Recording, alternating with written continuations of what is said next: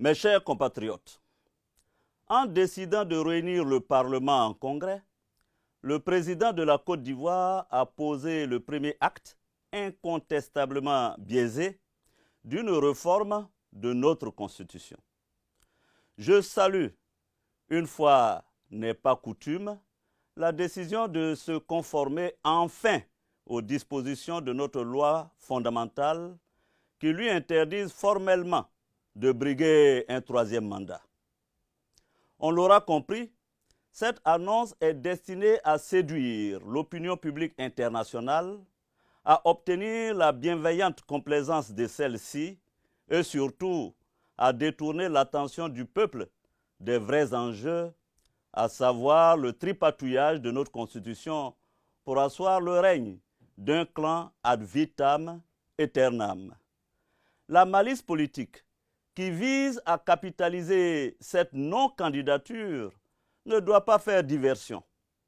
Renoncer à violer la Constitution, excuser du peu, est la moindre des choses. Cela n'en rend pas moins condamnable le dessein présidentiel totalement assumé de transférer le pouvoir à un successeur choisi. Appelons les choses par leur nom. C'est le scénario d'une véritable forfaiture qui se met en place. Le pouvoir appartient au peuple. C'est indéniable. Ce n'est ni un héritage, ni un legs. Il ne se transfère pas. C'est au seul peuple de Côte d'Ivoire d'élire le président de la République. C'est son droit inaliénable. Le schéma qui se met en place aujourd'hui est celui d'un projet de dévolution successorale du pouvoir suprême par le biais d'une manœuvre constitutionnelle.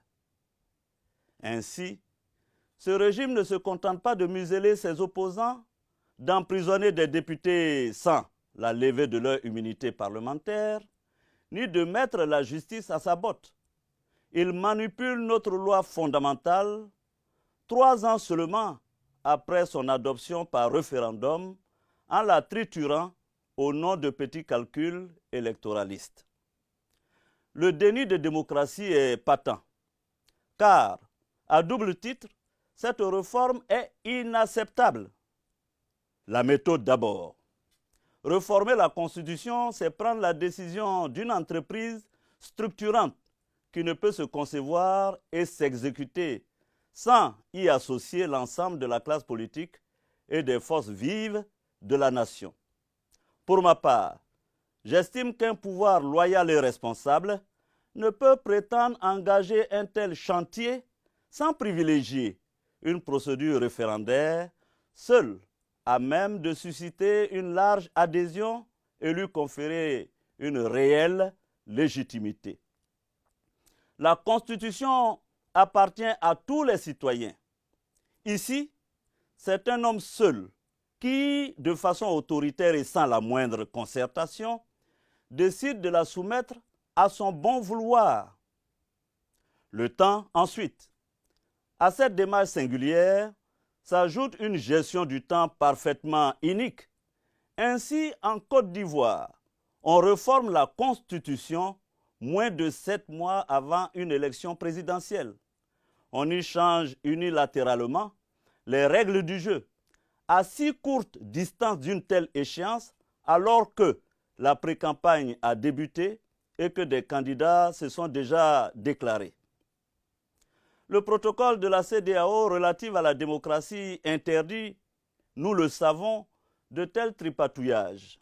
Manifestement, le pouvoir d'Abidjan n'en a cure.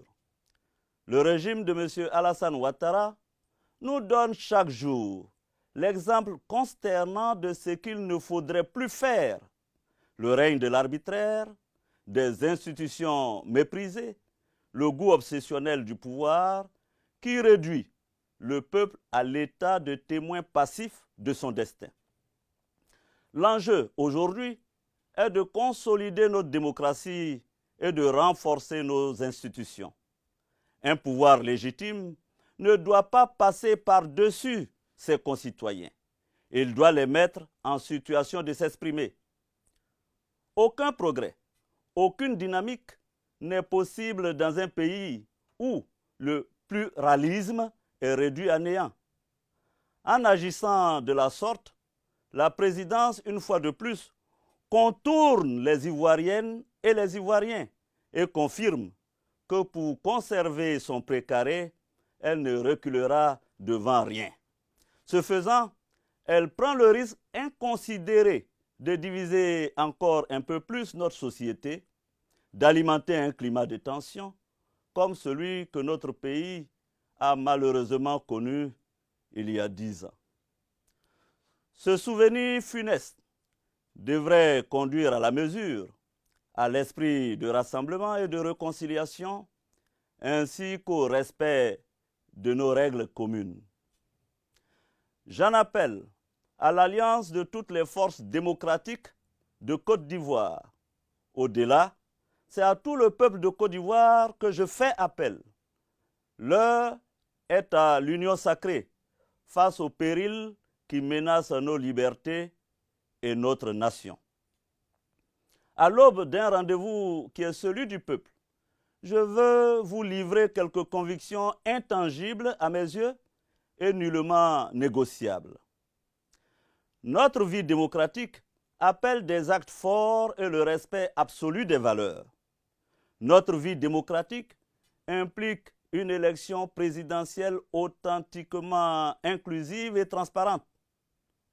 Notre vie démocratique exige la création d'une nouvelle commission électorale indépendante, puisque l'actuelle est stipendiée, partiale et sclérosée. Et j'ajouterai ceci, notre vie démocratique doit pouvoir mobiliser tous les citoyens à égalité.